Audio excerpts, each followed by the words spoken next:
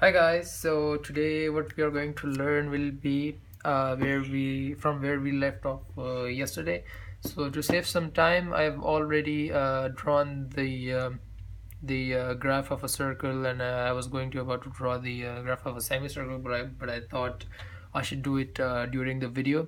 So yesterday, where we left off was I still skipped some topics which were vertical line test, even and odd functions, increasing and decreasing functions. So I hope we can cover all of these three topics in today's video. So what we are going to our first topic is vertical line test. So what is vertical line test? It's actually a test which tests if the graph of a if the graph is of a function or not.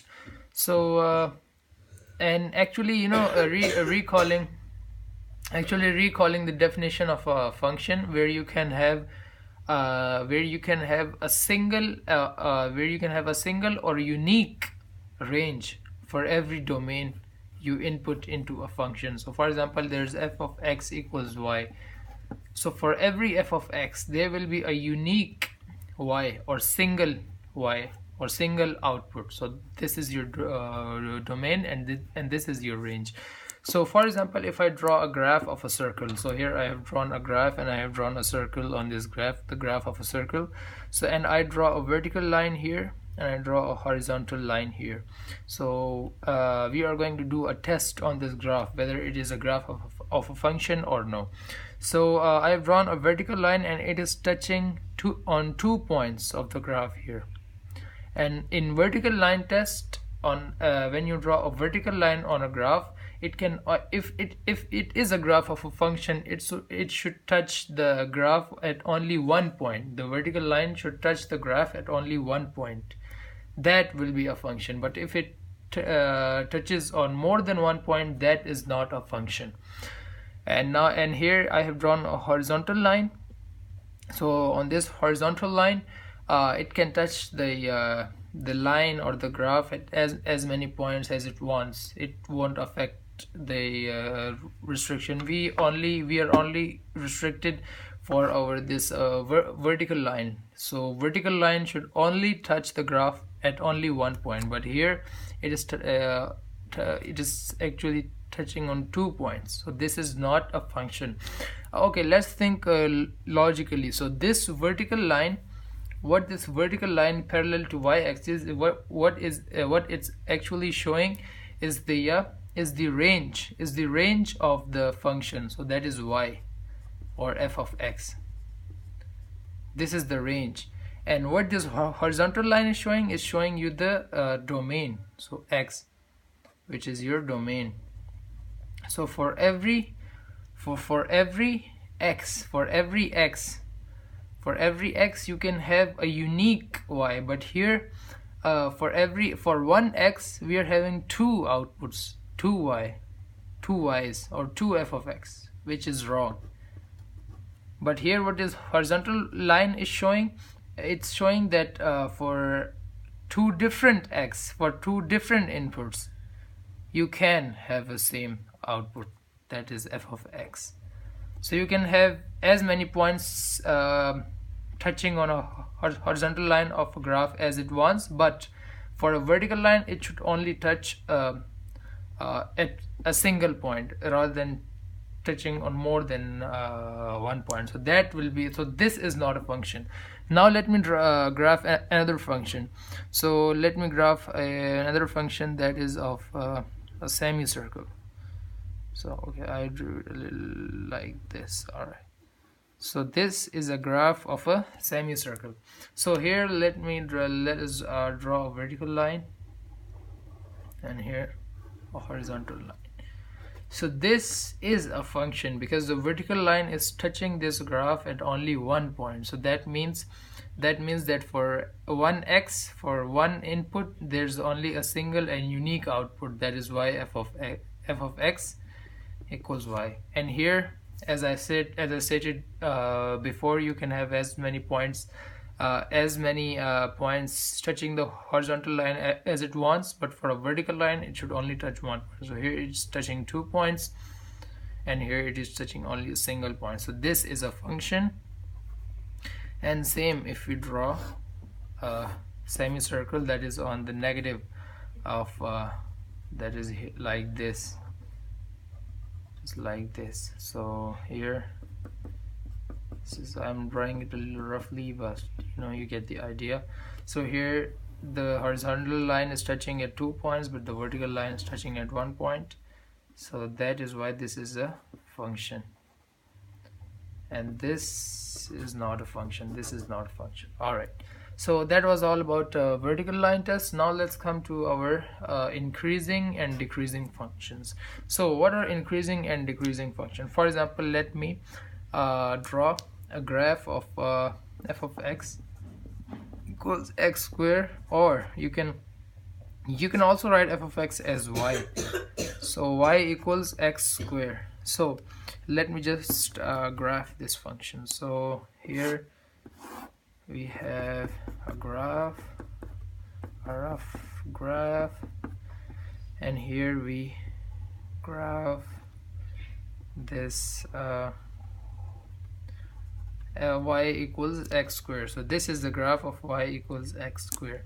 So for example, yep, this is 0, this is -1, -2, -3, -4, this is 1 2 3 4, 1 2 3 4, -1, -2, -3, -4. Alright, so this is the graph of y equals x square. So what increasing function actually means is when you move from left to right, when the function is decreasing, that will be its decreasing part, and when you move from left to right, if it is increasing, if it's positive, it's going in positive direction, then it will be an increasing function. So let's find out where this function is decreasing or increasing, and where is this function is increasing or decreasing. So we do it as x is decreasing. So that means f of x is decreasing. F of x is decreasing and increasing. So f of x is decreasing on when x is greater than or equal to 0. Yes, x is actually when x is less greater than. Okay, so sorry. It is decreasing when x is less than infinity, x is less than minus infinity, and greater than, and yep, and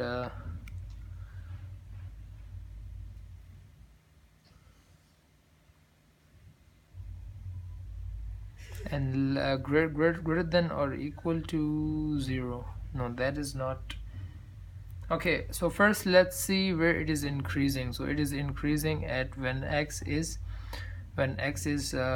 greater than or equal to 0 and less than infinity, less than positive infinity, and it is decreasing at x when x is less than 0, and when x is less than minus infinity. Yep, it's like this.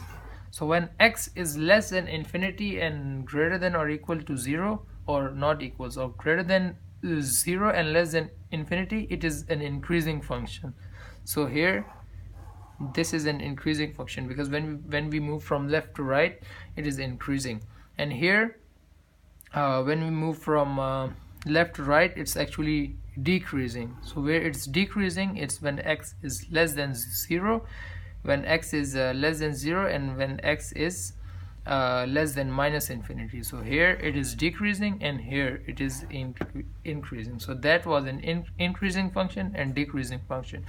So you go from left to right and you find out where the function is increasing and it's decreasing. Now let's come to our next topic, that was even and odd function.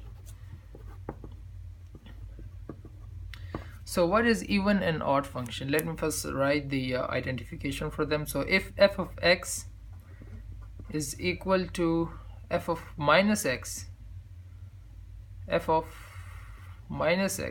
so this is our even function. And when f of minus x is equal to negative of f of x, this is our odd function.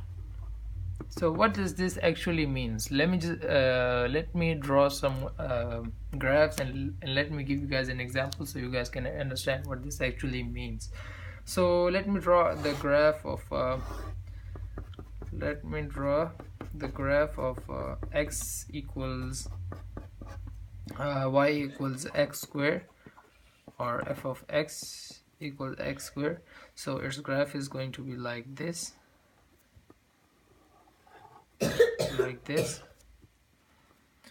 So what an even function actually means? It actually means that, means that the power of x should be even. So this is even. So, and also let me give you guys an example logically. So when a function is an even function, it is symmetrical about the y-axis. So when here, for example, f of x equals 2 and here it equals 4, and when you put f of x equals minus 2, it will it's also going to give you 4. Here it's also going to give you 4. So it is actually symmetrical around the y-axis. So if you fold this function, it's actually going to form a perfect symmetry along the y-axis. The graph will be unchanged. This graph will be unchanged if you rotate this the one part of the graph 90 degrees, or one fold. It will actually form a perfect symmetry along the y-axis. So it will be 4. And let me draw another graph. So this time I'm going to draw a graph of an odd function that is going to be f of x equals x cube. So here this is 1, 2, minus 1, minus 2, 1, 2, 3, 4, 5, 2, 3, 4, 5, negative. Yeah, so this is an odd function because it is symmetrical about the origin. So when you rotate it 90 degrees and another 90 degrees, it's going to leave the graph unchanged. So when you rotate it once here or once down, and then again when you rotate it like this graph is going to be unchanged. But for example, if in this f of x equals x cube, so I put 2, it gives me 8. But if I put minus 2, it gives me minus 8. So what this actually means, that f of negative x is equal to negative f of negative x is equal to negative of f of x, that was 8. So f of negative 2 minus 2 equals minus 8. But in this case we have f of negative x, here in this case we have f of negative x equals f of x. So f of minus 2 equals f of x equals 2, x squared equals 4. But in f of minus x, minus 2 whole square is also equals to 4. So that was all. That was the explanation of these two statements, that when f of negative x equals f of x, that means it is an even function, and when f of negative x equals minus f of x, that means that it is an odd function. Now here's the tricky part. When you add, for example, when you f of x is equal to x squared plus 1, this right here is also an even function, because it's going to be like this.